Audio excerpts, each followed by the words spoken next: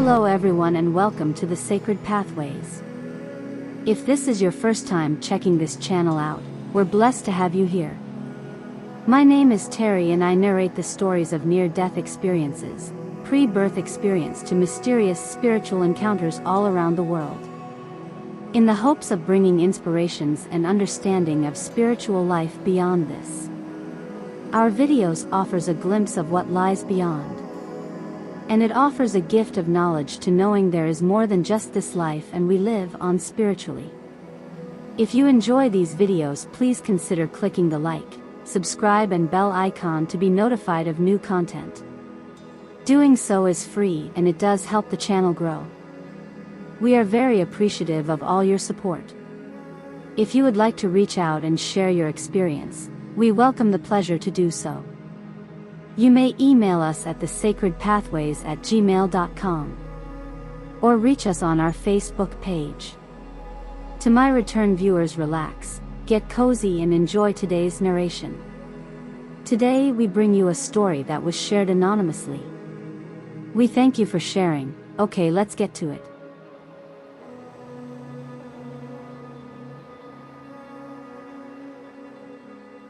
In 1982, I was a severely depressed 32-year-old in a loveless marriage who also suffered from chronic anemia and had just been told I would never bear children. I wanted to end the pain forever, so I attempted suicide. I didn't believe in God, Jesus, or angels, much less an afterlife. But suddenly, in the midst of my attempt, I was immersed in a love and light that was infinite beyond all description. The love was unconditional, and I wanted to stay in that light forever. The light gently receded, and I was back in my bedroom. Jesus was next to my bed. He said, "Don't waste your life, thinking you're not loved." With that message, all went dark again, and I was sucked back into my body. I had a new life to live and Jesus' message to live up to. I had some kind of purpose to figure out. I didn't even know my experience had a name, the near-death experience. Little did I know then how my NDE would someday allow me to help others, including the person I loved most.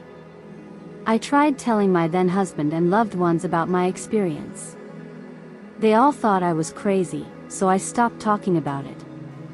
I moved back to my home state, got a divorce, and, some years later, fell in love with a research scientist named Dr. David Woods. I didn't want to marry Dave if I couldn't share my secret with him. I needed to know he could accept that important part of me. Not only did Dave not think that I was crazy, but he shared his own spiritual experience of praying for his mother after she had a terrible car accident that could have taken her life. On his way to the hospital, he felt compelled to pray for her. He stopped at a grove of cottonwood trees to pray, and suddenly, he felt transported. The leaves of the cottonwood trees began to glow. He got the unmistakable sense that his mother would eventually heal and be fine. She did. I knew then that Dave was the one for me. Throughout our long marriage, we talked about God, life's purpose, the afterlife, and unconditional love. Music lifted our souls. And every summer Dave went hiking in his favorite mountains, the Eastern Sierras. He read from his well-worn Bible every day. Dave read every edition of Guideposts magazine cover to cover. He shared the dog-eared pages and underlined passages with me. This precious man was my true soulmate. Then, in June of 2013, Dave was diagnosed with terminal brain cancer.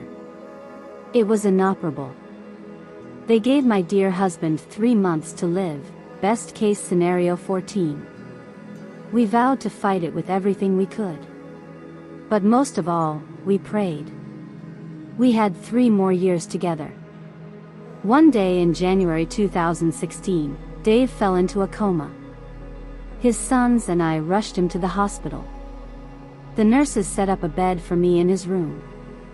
Finally acknowledging that God would soon be calling my beloved husband home, I fervently prayed for a deathbed vision that would comfort him and bring him peace. The next morning, I found Dave sitting up in bed, smiling. He was pointing to the ceiling. Speaking was difficult. While he understood everything I said, I didn't know what he was trying to tell me. Then he asked clearly, "You can't see that? It's real." My prayers had been answered. He was having a heavenly vision.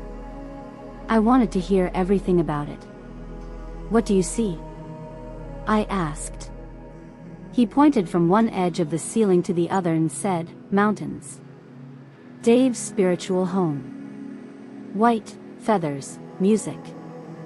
Angels?" I asked. "Yes, angels." "Are they singing?" "No." "Are they playing instruments to make the music?" "Yes." "Is it beautiful?" He gave me a big smile and said, "Oh, yes."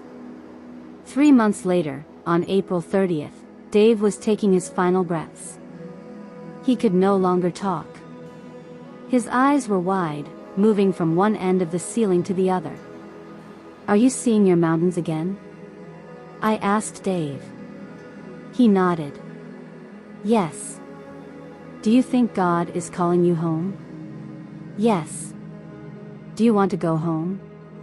"Yes." Within a few hours, he was gone from this life.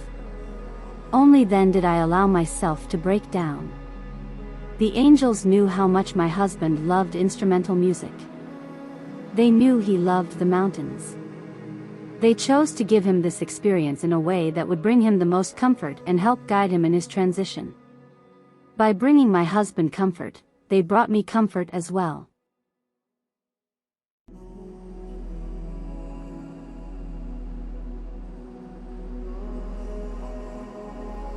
What did you think of her story?